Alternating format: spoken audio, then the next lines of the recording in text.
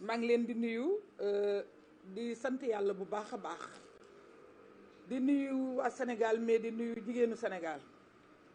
di leen nuyu ci mois de mars bii nga xam ne mois de mars la bu jigéen ñi ci Sénégal jigéen ñi ci Sénégal yàgg nañu sentir mois de mars daan na neex ci ñoom itam ndax première journée de la femme le 25 mars la woon ñu ko daan def assemblée nationale avant que Nations Unies en 1977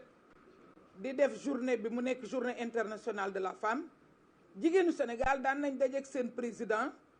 daan ko wax lan moo dox ak lan moo doxul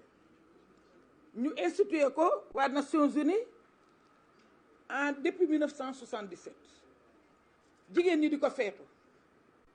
ren nag jigéenu Sénégal feetu nañ ko waaye gan feet am na ñoo xam ne amuñu droit feet ko ndax feet gi ñu gis mooy feetu diggaate boo xam ne leer na leen ne duñ ko def ndax digg nañ leen wàññi luwaayo te kiy wàññi moomul li muy wàññi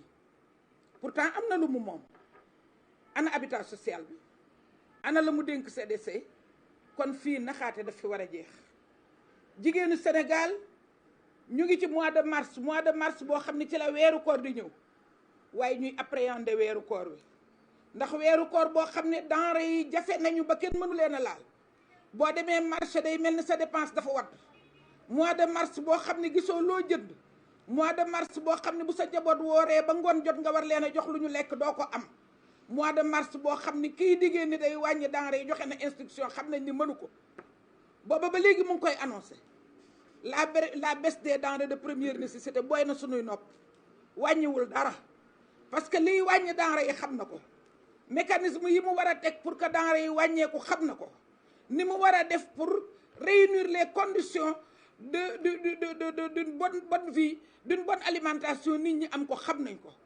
jigéen ñi fajuwuñu seeni doom fajuwuñu li ñu naroon a fajoo lekk nañ ko encore une fois fii laa ko waxe woon dinaa ko waxaat duñ ko bàyyi de xaalis bi ñu lekk annoncé nañ ñu fi ay audition nañu audité ñi ñu war a audité mais kenn du ko fi bàyyi jigéenu Sénégal yéen a ngi ci mois de mars waaye mois de mars boo xam ne boo évaluer tey li nga xam ne noonu la fi jigéen taxawee kenn ku nekk da ngay am kersa parce que nii jigéen taxawee tey ñu bëgg koo utiliser jigéen taxul woon ñun ñuy xeex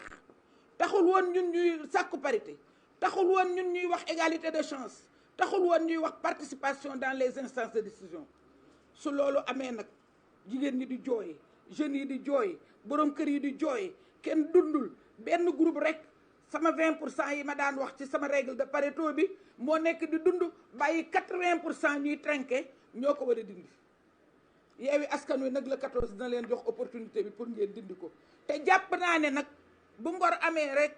kenn du ko fi tere parce que mënoo di dajale say nit am loo tuddoon ne da ngay def tournée boo demee ba foofu ne leen nañ leen wax politique gars yi ñuy wax politique ngay jooytu naa lu tax ñu gañe la